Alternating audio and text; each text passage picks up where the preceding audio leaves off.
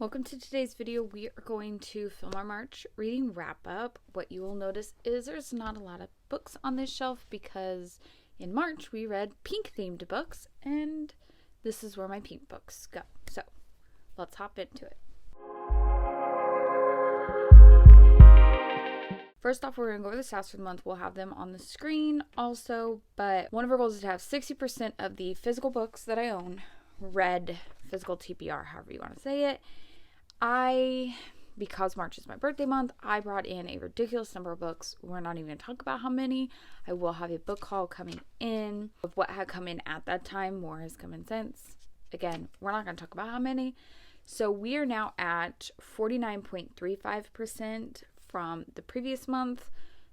I'm not exactly sure what that number was, but I'll put that on and the differences. Average time on my TBR was 8.5 months. I will preface that this month I read so many rereads, which is not normal for me, but there's so many books that I just really want to read again, and I think about them, and I've decided I'm going to read them. So this was the month of rereads. We read an average of 318 pages, which is pretty normal for me.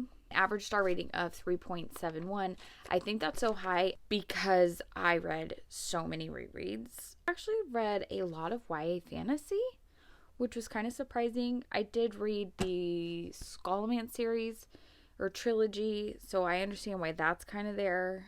But I didn't read any mystery thriller this month, which is pretty shocking. Did read a few horror. So I'm kind of surprised about the mix, but kind of not.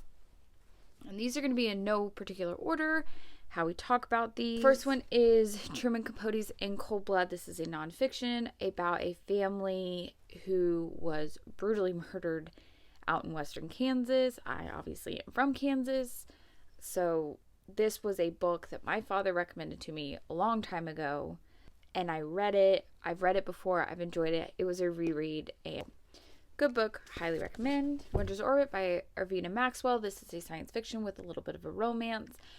Prince Cam gets married off an arranged marriage to a gentleman whose husband has recently passed away, and they're kind of thinking that his death was in a very mysterious way, and they're trying to solve it. But one of the things is that this is science fiction, so they have different galaxies and planets, and the reason that these two have to be married is for the treaty between the two planets that they're trying to save, and people aren't quite buying their relationship, and so they're trying to save this treaty for their planets, but also figure out what happened to his husband, and did he really have an accident, or was it murder or something more. I loved the characters' chemistry, the characters' relationships, the character building, all of that stuff. The world was great. It was a little long for me, and it's very descriptive in the science fiction-y way that it's very typical science fiction. So overall, I think it's a really great sci-fi book. I'm not too heavy into the sci-fi world, but I did enjoy it, and I think I'll still pick up the second one. Although I figured out I don't think it's the same people, which kind of makes me sad because I really liked the characters in this book and the world building, and recommend. Daughter of Dr. Moreau by Silvia Moreno Garcia. This is the second Silvia Moreno Garcia book I've read this year. First book, Mexican Gothic, I loved that book so much. That is one of those books that I definitely want to get on my reread. I read Velvet Was a Night last month. I'll link that review in the cards for you to look at. And this is my third one. So I think that maybe it was that gothic horror that I really liked, because her last two have been historical fictions. While there's nothing wrong with them, I think she does a really great job of descriptive writing and all of those things, and character building. Historical fiction is just not really my cup of tea, what I tend to go to, and I tend to give those pretty average ratings overall, no matter how well they are. I think this is a really great book. The only really major critique I have is occasionally you'd see something from Montgomery's point of view, and then later you would go back and you would kind of experience that same scene from Carlotta's point of view, and that's a critique I've had in like 56 Days. I don't like that style. I feel like I'm rereading stuff and it feels kind of repetitive, and like you're fluffing it, and that just doesn't work for me. She doesn't do that too much in here, but this is based off of the island of Dr. Moreau. Carlota is the daughter of Dr. Moreau, who builds what they call hybrids, and the people who own the land and what Dr. Moreau is building come to get what they think they are owed. And they're kind of fighting and trying to save the hybrids and all of these things on this island. It's a really good book. I personally wanted more of the how are the hybrids built, like more of that like kind of creepy weird factor, whatever. And it's more of just that historical fiction. It's kind of slow in the beginning, then it kind of builds up. Absolutely nothing wrong with it. I do recommend, especially if you're a historical fiction reader. Alice's Adventures in Wonderlands and Other Stories by Lewis Carroll. I wanted to read this whole thing. However, my goal was to at least read Alice's Adventures in Wonderland and Through the Looking Glass. I tried to start reading the others, and I just couldn't do it. I enjoy Alice in Wonderland. This is the first time I read Through the Looking Glass, but I have read Alice in Wonderland before. I enjoy it. I didn't want the other books. I did calculate, this is a very large book, but when I calculated in like my pages read, I only put in like how many pages I actually read, because I did not finish the book, but I'm still going to call it a win because I did read my goal for the book. Rules Were Meant to Break by Natalie Williamson. I do know the author. Just a preface, this is a YA romance, not also typically my cup of tea. However, this is about a girl whose mom has kind of brought men in and out of her life, and she has built these set of rules to protect her from getting hurt in these relationships, but then something happens that kind of goes against that, and she's got to kind of decide, do I want to keep living by these rules? I obviously love the characters. I can see things from our high school days in our life and the places that we live that she brought into the story, and so that added so much to it. So again, I can find that personal connection, which definitely brings it up. However, I do think she does a great job of writing. It would be perfect for a YA. So I still highly recommend it, but I do want to just be very clear that I am biased. Just like Home by Sarah Gailey, I would say that this may be my biggest disappointment. This is a horror about a woman whose father is this infamous murderer or serial killer, and her mom is now dying and asks her to come back and kind of deal with the house and get it ready to go as she dies. And she comes back, and the house is kind of creepy. Her mom's, she's got this like nomad living in the house, and it's just this weird situation. I liked the ending, but I wanted that ending to be more of the book. Like, it felt like there was this part of the book, and then they threw in this ending. It was like, it didn't quite mesh. I don't know, I was just really disappointed. It's not the kind of horror that I wanted, but I had higher hopes, and I was really let down. The Grace Year by Kim Liggett. This may be my biggest surprise for the month. This is a YA fantasy about these women who have to go off to this island during their Grace Year because their county, it's called the county, believes that they have these like magical abilities with their womanliness to take advantage of men. So they go to this Grace Year, and they're to rid themselves of their magic. Things happen. It gives me a little bit of Lord of the Flies vibes a little bit. The pacing starts off with the bang. It does slow down and it picks up because it is a little bit longer, but I like the premise of and how they handle those topics of, for instance, like essentially the women don't get to make decisions for themselves, both physically and like how society is telling women who they should be and what they should be and how they should handle it. And I think you could draw parallels between that of what you see in the real world.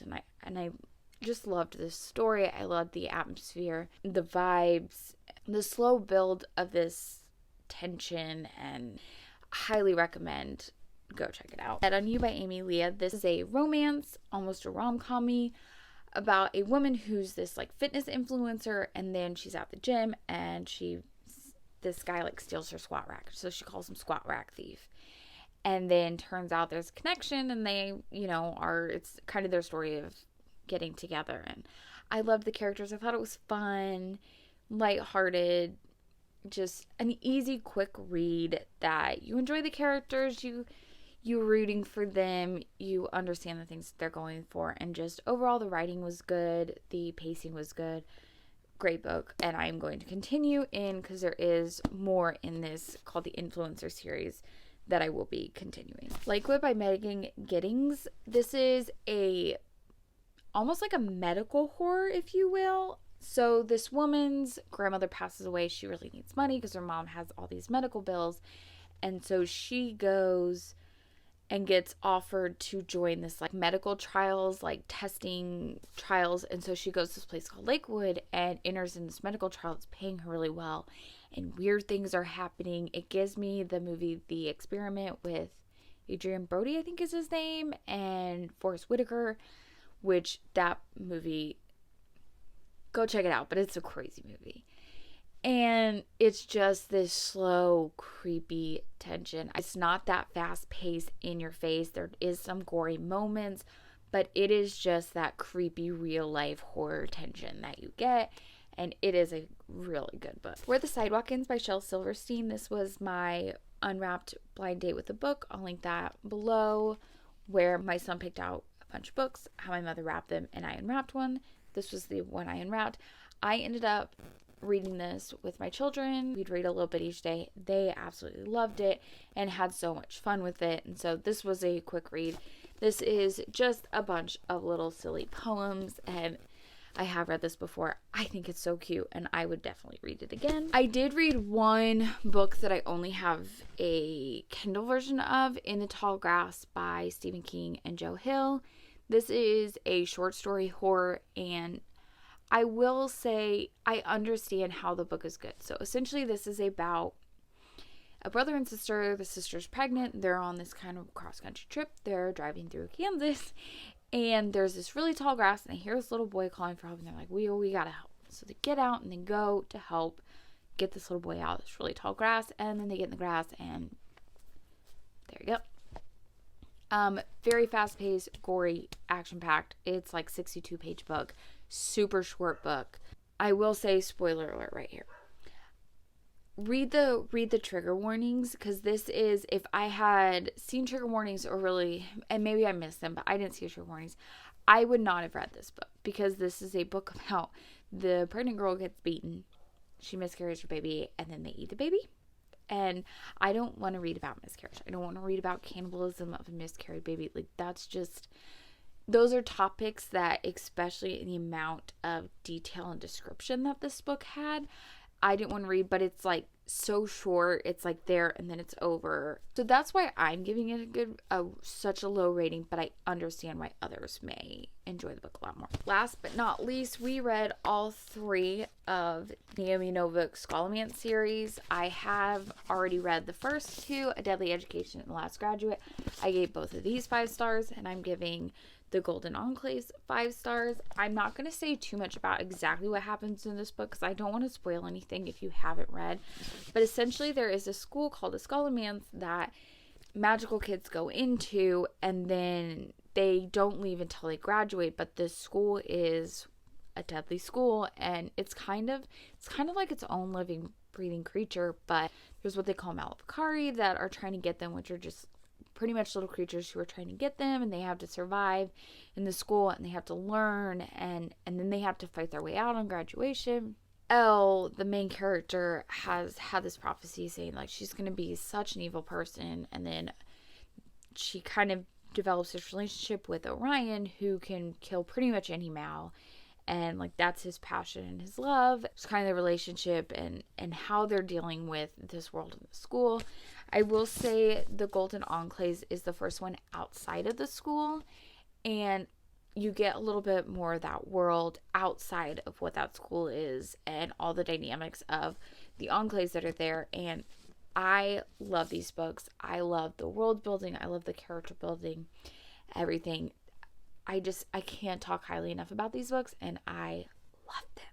Go check them out. So that is all 14 books that we have read this month. I'll see you in the next one.